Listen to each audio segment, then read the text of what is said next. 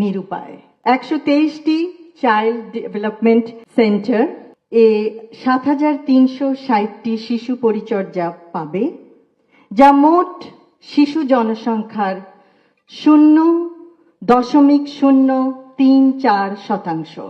যেই সময়ে তার সমবয়সীদের সাথে খেলাধুলা করার সময়, বিভিন্ন আর্লি চাইল্ডহুড ডেভেলপমেন্টের অ্যাক্টিভিটি করার সময়, সেই সময় হয়তো কখনো তার খিদে পেয়েছে, কখনো ভয় পেয়েছে, শেষ পর্যন্ত ক্লান্ত হয়ে ঘুমিয়ে পড়েছে মা বাবার অপেক্ষায়। আর্লি চাইল্ডহুড ডেভেলপমেন্ট করার মাধ্যমে শিশুর জ্ঞান ভিত্তিক ও সামাজিক বিকাশ শক্ত ভিত্তির উপর গড়ে উঠবে। সম্মানিত কেয়ার গিভার বৃন্দ, স্নেহের শিশু কিশোর ভাই ও বোনেরা, সম্মানিত সুধী, আসসালামু আলাইকুম। প্রথমেই শ্রদ্ধা ভরে স্মরণ করছি শহীদ রাষ্ট্রপতি জিয়াউর রহমান ও আপসীন দেশনেত্রী বেগম খালেদা জিয়াকে।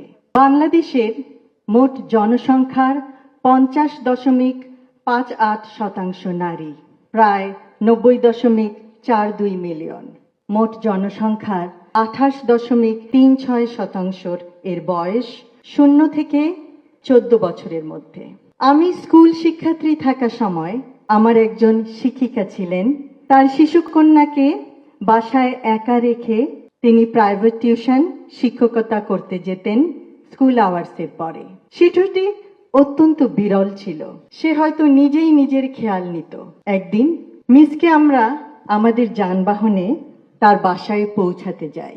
আমার এখনো মনে পড়ে সেই শিশুটির চোখ যখন সে জানালার গ্রিল ভেদ করে আমাদের দেখতে চাইছিল, দেখছিল তার পরম প্রিয় মা তার জরুরি কাজ সেরে ঘরে ফিরছেন কিনা।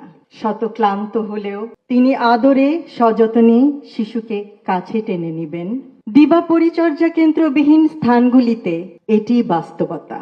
হয়তো পরিস্থিতির কিছুটা উন্নতি হয়েছে, কিন্তু সংসারের খরচ চালাতে হিমশিম চাকুরিরতা মা এক্ষেত্রে নিরুপায়। 123টি চাইল্ড ডেভেলপমেন্ট সেন্টার এ 7,360টি শিশু পরিচর্যা পাবে, যা মোট শিশু জনসংখ্যার 0.034%। নিষ্ঠা ও প্রত্যয় থাকা সত্ত্বেও মা যেমন নিশ্চিন্তে কাজে মনোযোগ দিতে পারবেন না, তেমনিভাবে শিশুটিও আর্লি চাইল্ডহুডের জন্য প্রয়োজনীয় অনেক অ্যাক্টিভিটি থেকে বঞ্চিত। সে সমবয়সীদের সাথে খেলা করতে পারবে না, সর্বোপরি সুস্বাস্থ্য অর্জনে বঞ্চিত হবে। ছোট্ট মেয়েটি পরে উন্নত চিকিৎসা পেয়েছে, কারণ সে মানসিকভাবে একটু বিপর্যস্ত ছিল। পরে উচ্চতর শিক্ষা লাভ করে সে এখন প্রতিষ্ঠিত।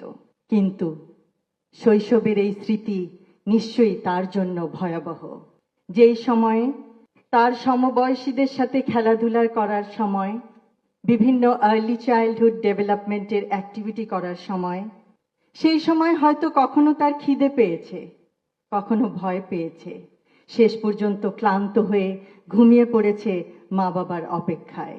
ইনশাল্লাহ মানসম্মত সার্বজনীন প্রাক প্রাথমিক শিক্ষার সুযোগ আর্লি চাইল্ডহুড ডেভেলপমেন্ট করার মাধ্যমে শিশুর জ্ঞান ভিত্তিক ও সামাজিক বিকাশ শক্ত ভিত্তির উপর গড়ে উঠবে। আমি আজ ধন্যবাদ জানাতে চাই সকল কেয়ার গিভার মা বোনদের তাদের মানবিক এবং অত্যন্ত কঠিন কাজের জন্য। অন্য মা বোনদের শিশুদের পরম স্নেহ যত্নে তারা বড় করছেন। তারা আছেন বলেই অনেক মা বোনেরা স্বাচ্ছন্দ্যে নিশ্চিন্তে চাকুরি ক্ষেত্রে যোগদান করতে পারছেন। শিশুরা নিরাপদ পরিবেশে বেড়ে উঠছে। শৈশব জীবনের অত্যন্ত গুরুত্বপূর্ণ একটি অধ্যায়। এই সময়েই বিভিন্ন জিনিসের ভিত্তিপ্রস্তর স্থাপিত হয়। দিবা পরিচর্যা কেন্দ্র শুধু নিরাপদে থাকার স্থান নয়, দেশের ভবিষ্যৎ গড়ার সহায়ক। কেয়ার গিভার্স, আপনারা একই সাথে দুটি কাজ করছেন। বাংলাদেশের ভবিষ্যতের ভিত্তিপ্রস্তর স্থাপন করতে সহায়তা করছেন।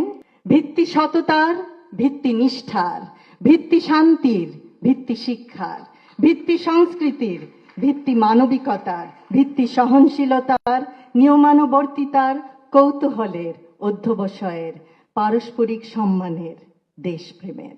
বিরাট নারী জনসংখ্যাকে বেকারত্বের বোঝা থেকে পরিত্রাণ দিচ্ছেন। পরিশেষে এই সুন্দর, সুপরিচালিত, সুপরিকল্পিত দিবা যত্ন কেন্দ্র পরিদর্শনের জন্য এবং কেয়ার গিভারদের সাথে সাক্ষাতের জন্য আমন্ত্রণ করায় সমাজ কল্যাণ, মহিলা ও শিশু বিষয়ক মন্ত্রণালয়কে বিশেষ ধন্যবাদ জানাচ্ছি। শিশুর প্রারম্ভিক যত্ন ও বিকাশের সেবা যত্ন কেন্দ্র সারা বাংলাদেশে ছড়িয়ে পড়ুক। সকলকে ধন্যবাদ। আল্লাহ হাফেজ। দেশে দেশে সবার সাথে দ্য নিউজ।